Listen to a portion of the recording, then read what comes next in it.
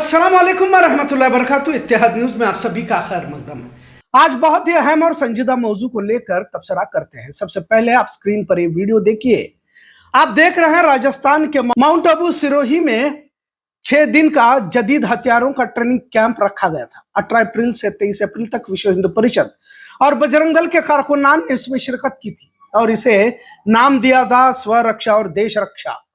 इस प्रोग्राम को वीर हिंदू विजेता हिंदू तरबियत कैंप कहा गया। माउंट आबू एक पहाड़ी इलाका है और इससे पहले भी इस तरह के तरबियती कैंप चलाए जाने की बात कही जा रही है। आप कर्नाटक में भी इस तरह के तरबियत कैंप के वीडियोस देख सकते हैं। किस तरह 5-6 दिन की तरबियत इन्हें दी जाती है, हथियार चलाने की तरबियत यहाँ सिखाई जाती है। अब माउंट आबू में वीएचपी और बजरंग दल के कई नौजवानों को जोड़कर किस तरह लव जिहाद के खिलाफ लड़ना है बताया गया। इस प्रोग्राम का एहतमाम डॉक्टर प्रवीण तोगाड़िया ने किया था और जज्बाती तकरीर में मुसलमानों पर खुलकर हमले किए गए, हिंदुओं को हथियार रखने की तक बात कही गई। अब दूसरी बात की तरफ आते हैं। हाल ही में आरएसएस के मोहन भागवत ने सहारनपुर यूपी के बड़े इजलास में 20 करोड़ मुसलमानों की घर वापसी करने का ऐलान किया, साथ में 6 करोड़ ईसाइयों को भी जोड़ दिया। इस बयान पर जमीयत उलमा हिंद के अरशद मंदी ने पलटवार करते हुए कहा कि देश में शांति, भाईचारा और आपसी इत्तेहाद के बिना पर ही देश में एकता मुमकिन हो पाएगी। इस तरह का नफरती बयान देश के इत्तेहाद को तोड़ने वाला कहा।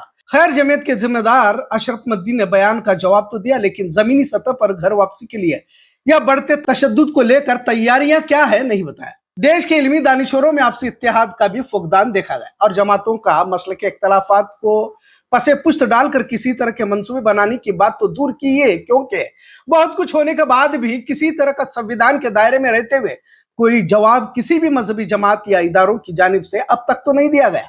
वही बजरंग दल हो, आरएसएस, वीएचपी हवाओं में बातें नहीं कर रहे, बल्कि जमीनी सतह पर इनकी सरगर्मियां नजर भी आ रही है।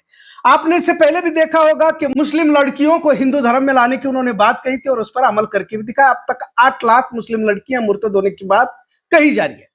बहरहाल, जो संविधान के विरोध में है, अब इन पर मुकदमा कोई सत्ताधारी तो कर नहीं सकता। लिहाजा मुस्लिम दानिश्वरों की ही जिम्मेदारी है कि पिटीशन को अदालत में फाइल किया जाए, लेकिन पूरी कौम ऐसा से कमतरी में मुब्तला है। इनके पास बहाने बहुत है। अगर छेड़ दिया जाए तो नुकसान ज्यादा होगा, जबकि नुकसान पहले ही हो चुका है। इसे अलग से बोलने की जरूरत नहीं है।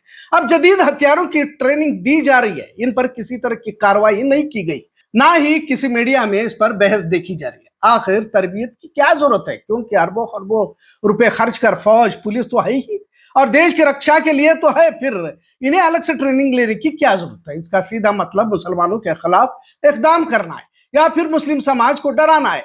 जब गैर संवैधानिक काम हो रहा है तो इन रोका क्यों नहीं जा रहा। बहरहाल, अब इस तरह के सवालात मायने भी नहीं रखते। अब इन दो मामलों के बाद सियासी सरगर्मियों पर भी नजर डालना जरूरी है। राघव चड्ढा समेत 7 आम आदमी पार्टी के लोगों ने भाजपा ज्वाइन कर लिया। अब राघव चड्ढा जहां अवामी मसाइल को उठा रहा था और भाजपा विरोधी बनकर बयानबाजी भी कर रहा था, ईडी, सीबीआई और मुकदमों के डर से भाजपा में चला गया। अब यही एक आसान फार्मूला भाजपा के पास है और उस पर वो अमल भी कर रहे हैं। अब इन बातों का मुसलमानों से क्या ताल्लुक है, क्योंकि भारत में तेजी से भाजपा का फैलना मतलब अक्सर रियासतों में इख्तियार में आना मतलब हिंदुत्व विचारधारा को बढ़ावा देने के बराबर है। झूठ को फैलाने में भाजपा तो वैसे माहिर रही। अब तो तमाम सरकारी एजेंसियां भाजपा के इख्तियार में खिदमत अंजाम दे रहे हैं और लोग झूठ को बड़े आसानी से हजम भी कर लेते हैं और इसकी आदत मोदी और इनके अंधभक्तों ने अपनी जिंदगी में ईमानदारी से कर भी ली है।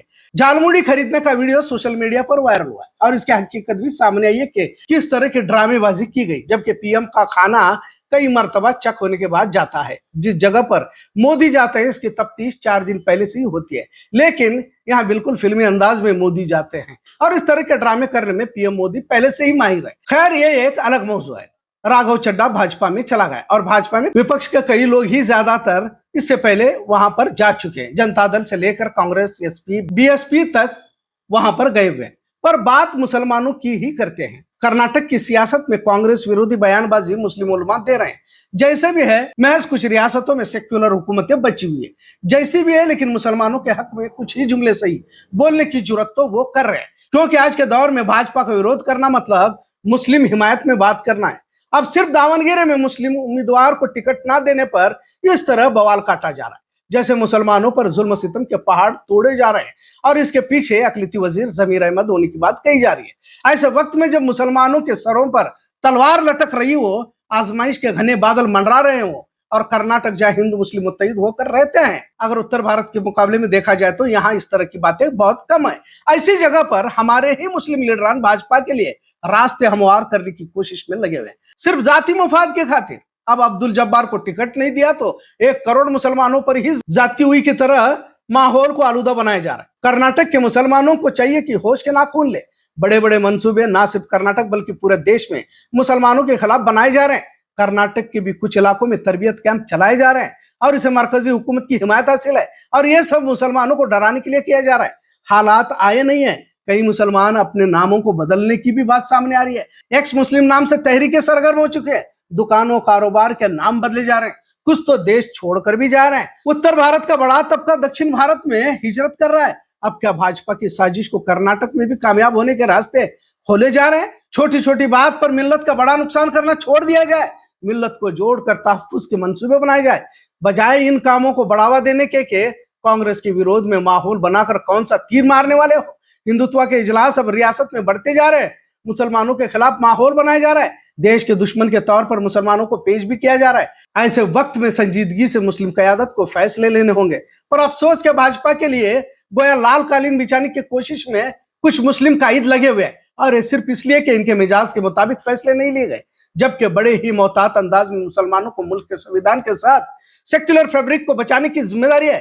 खासकर अफसोस तब होता है जब इन सियासी लीडरान की बातों को सुनकर कुछ दीनी रहनुमा एहतजाज करते हैं और कर्नाटक में यही हो रहा है। आने वाले हालात खतरनाक है, मुसलमान आजमाइश की तरफ चल पड़े हैं, साजिशें तेज हो चुके हैं, तमाम सरकारी एजेंसियों के दफ्तरों में आरएसएस ज़ैनियत के लोग आ चुके हैं। लिहाजा खतरात को समझकर फैसले लिए जाए, वरना मुसलमानों पर आने वाली आजमाइश के लिए दीनी सियासी रहनुमा जिम्मेदार होंगे, इतना सच। आज का मौजू कैसा लगा इस पर जरूर कमेंट करें। इत्तेहाद न्यूज़ देखने के लिए शुक्रिया। अल्लाह हाफिज।